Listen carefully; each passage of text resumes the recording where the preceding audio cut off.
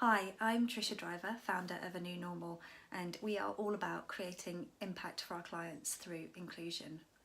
I'm here today to welcome you to the first of our Midweeker series. The Midweeker is a series of short videos once a week on a Wednesday or thereabouts. They'll be presented either by me or a member of my amazing advisory board. We will always be focusing on inclusion because that's what we're all about. So the topic for our first session today is mental health, and it won't come as a surprise to any of you who follow us on Twitter or LinkedIn that this is what we're focusing on today. We've been talking an awful lot about mental health, both with our clients and also through our social channels over the last couple of weeks. And I guess the reason for that is really because for me the two topics are very, very closely entwined.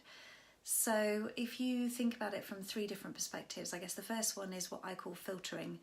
So one of the barriers to a truly inclusive organisation is where people feel like they're just not able to be their real selves at work, and they end up filtering or concealing an element of who they are, whether that is their sexuality, their gender identity, or a mental health condition.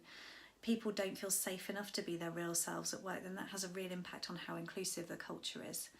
And I guess that kind of brings me to my second point, which is that when it comes to creating that safe environment where people really can be their real selves at work, role models are incredibly important for making that happen. And when I say role models, I mean people just having that courage to stand up and talk about their experiences, whether it's, about their experiences of gender identity, or about their sexuality, or about a mental health condition, but actually having the courage to stand up and say, this is the real me. And we've all been in that situation where somebody says something, you think, oh, thank goodness, it's not just me. And quite often we just overlook how impactful that can be in a working environment when it comes to creating that inclusive environment, but also in terms of starting a conversation. And that really brings me to my third point. If we want to make strides around mental health, we really have to be prepared to start a conversation about this. And it's not just down to these fantastic role models, to the people who are suffering at any moment in time, or to the organisations themselves, although clearly that's an enormously important part of it if the organisations are prepared to create that environment where a conversation can start. But what I'm talking about here is around allyship.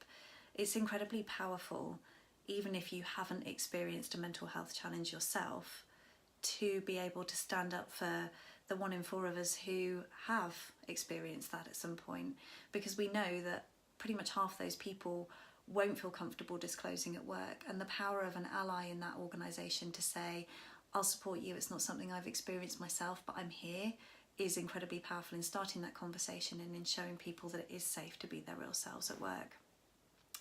So my call to action for you today is do something to show your allyship for people in your circle, whether that's at work or personally, who are suffering at the moment, either through your social channels or just through striking up a conversation. You have no idea how powerful it is.